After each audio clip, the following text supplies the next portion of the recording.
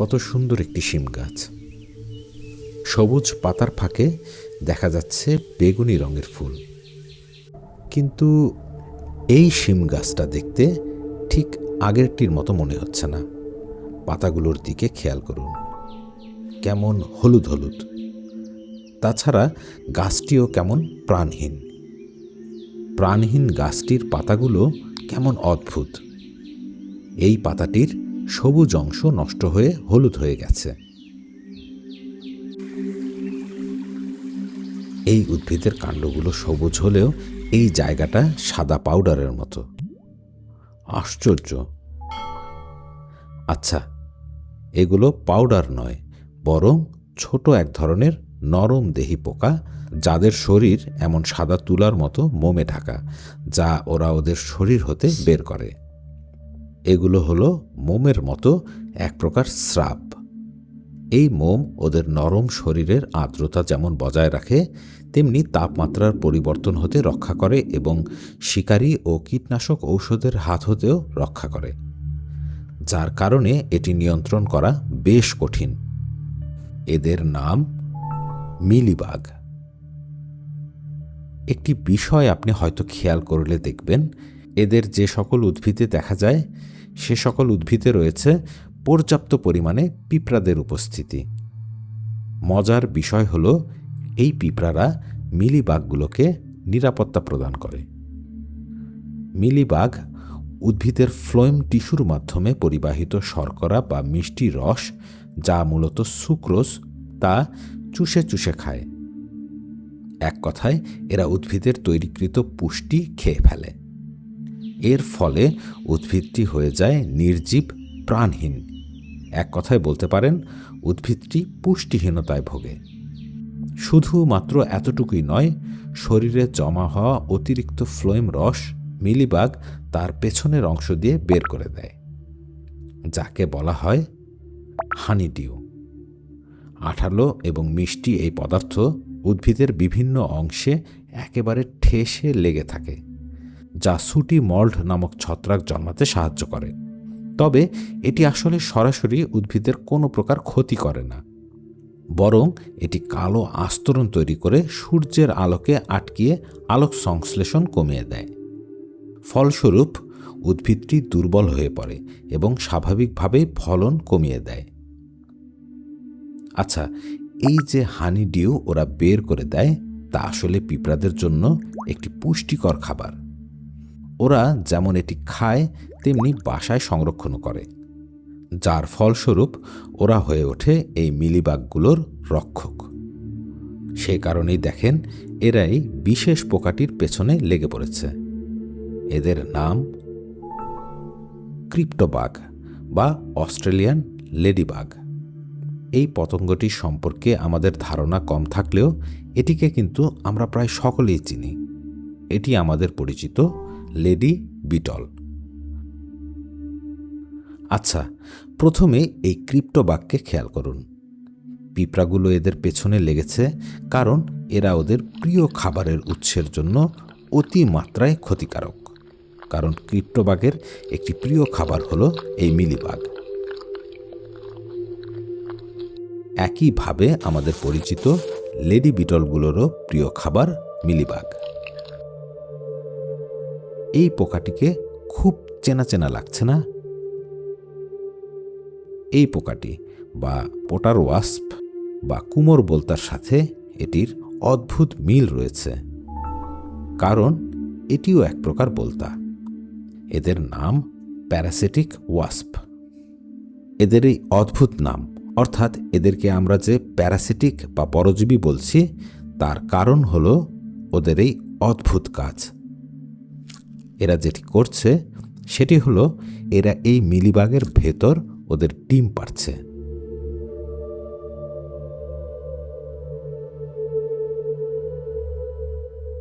সবুজ দেখতে এই পোকাগুলোর দিকে খেয়াল করুন। এই স্ত্রী পোকাটি পেছনের অংশ দিয়ে কিছু একটা বের করছে।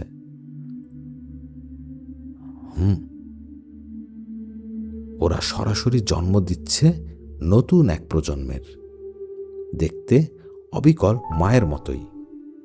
প্রায় স্বচ্ছ দেহের অভ্যন্তরে এই কালো বিন্দুগুলোকে খেয়াল করেছেন? এগুলো হলো ভ্রূণ। এরা প্রত্যেকে প্রতিদিন ক্লোনিংয়ের মাধ্যমে এমন 5 থেকে 6টি বাচ্চা জন্ম দিতে পারে।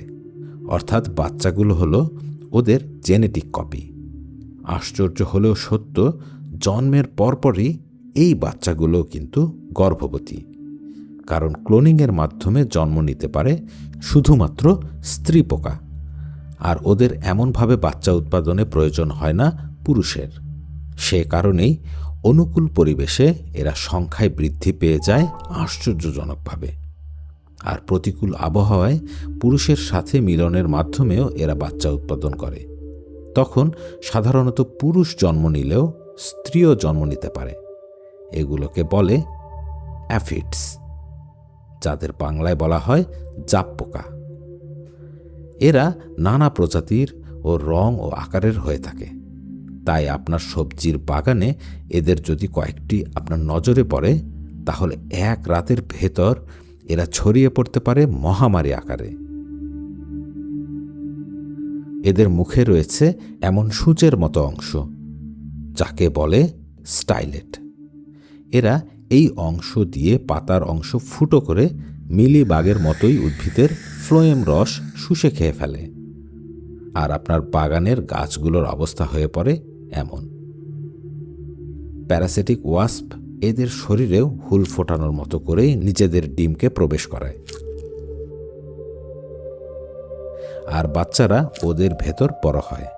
সাধারণ বোলতার মতোই এরাও প্রথমে লার্ভাতে রূপান্তরিত হয়ে এফিডসের অভ্যন্তরের কোষ ও তরল খেয়ে বড় হয়, যার ফলে এফিডসগুলো শুকিয়ে মমিতে রূপান্তরিত হয়ে যায়। কাজটি ধাপে ধাপে ঘটে। তাই প্রথম অবস্থায় এফিডসগুলো বেঁচে গেলেও পরবর্তীতে মারা যায় এবং শুকিয়ে মমিতে রূপান্তরিত হয়। পরবর্তীতে পূর্ণবয়স্ক বোলতা মমির খোলস ভেদ করে বের হয়ে আসে।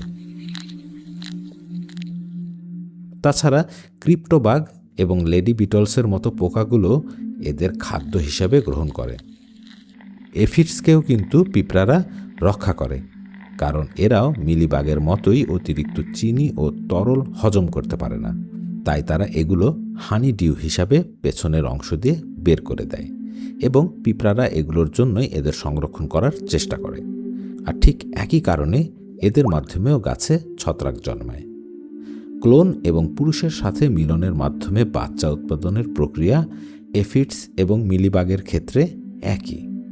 তাই এদের বংশ এক রাতের ভেতরেই কয়েকটি হতে হয়ে যায় অসংখ্য, একেবারে নিয়ন্ত্রণের বাইরে। তবে এদের সবচেয়ে ভয়াবহ দিক হলো এরা যে সকল উদ্ভিদের উপর নির্ভর করে বেঁচে থাকে, ওরা শুধু সেগুলোর পুষ্টি শোষণ করে না, বরং ছড়ায় ভয়াবহ সব ভাইরাস। এফিডস সাধারণত পেঁপে, আলু, ধান, গমের মতো ফসলে পটি ভাইরাস, লুটে ভাইরাস, ক্লোস্টেরো ভাইরাসের মতো ভাইরাস এবং মিলিবাগ আখ, কলা বা আঙ্গুরের মতো ফসলে ছড়ায় অ্যাম্পেলো ভাইরাস, ব্যাডনা ভাইরাস, ক্লোস্টেরো ভাইরাসের মতো ভাইরাসগুলো। এ সকল ভাইরাস এরা মুখে ও শরীরে বহন করে। আপনি জানলে অবাক হবেন, এই এফিডস এবং মিলিবাগ দমনে আমরা যে ব্রড স্পেকট্রাম কীটনাশক অর্থাৎ অর্গানোফসফেটস, পাইরেথ্রয়েডস, নিউনিকোটেনয়েডস ব্যবহার করি, তাতে কিন্তু প্রথমেই মারা পড়ে অ্যাফিডস এবং মিলিবাগ ধ্বংসকারী উপকারী পোকা অর্থাৎ লেডি বিটল, ক্রিপ্টোবাগ বা প্যারাসিটিক ওয়াস্পের মতো পোকাগুলি। এর অর্থ হলো এই কীটনাশকগুলো মূলত ধ্বংস করে উপকারী পোকা। ক্ষতিকর পোকাগুলো কিন্তু সহজে মারা পড়ে না। এই ধরনের কীটনাশকগুলো ব্যবহারের ফলে শুধু যে এমনভাবে প্রাকৃতিক ভারসাম্য নষ্ট হচ্ছে তাই নয়, বরং এগুলো কৃষক থেকে শুরু করে আমাদের মতো ভোক্তাদের শরীরেও প্রবেশ করে। তাছাড়া পরাগায়নে সহযোগিতা করা মৌমাছি সহ বিভিন্ন পোকার মৃত্যু ঘটে, যার ফলে ফলনও কমে যায়। তাছাড়া মাটি ও জল যে দূষিত হতে পারে সেটা কিন্তু আর বলার অপেক্ষা রাখে না। আবার এই এফিডস এবং মিলিবাগের মতো পোকাগুলো এই ধরনের কীটনাশকের প্রতিও হয়ে পড়ে সহনশীল। এক কথায় ব্রড স্পেকট্রাম কীটনাশক প্রাকৃতিক জৈব নিয়ন্ত্রণ ব্যবস্থাকে পুরোপুরি ভেঙে ফেলে।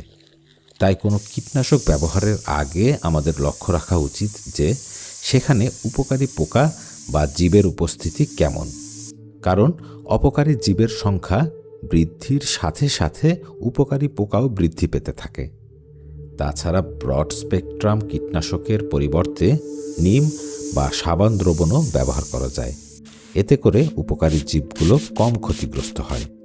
আপনি চাইলে ক্ষেতের আশেপাশে গাঁদা ফুল চাষ করতে পারেন। এতে করে লেডি বিটল আকর্ষিত হয় এবং আশেপাশের ক্ষতিকর পোকা খেয়ে ফেলে।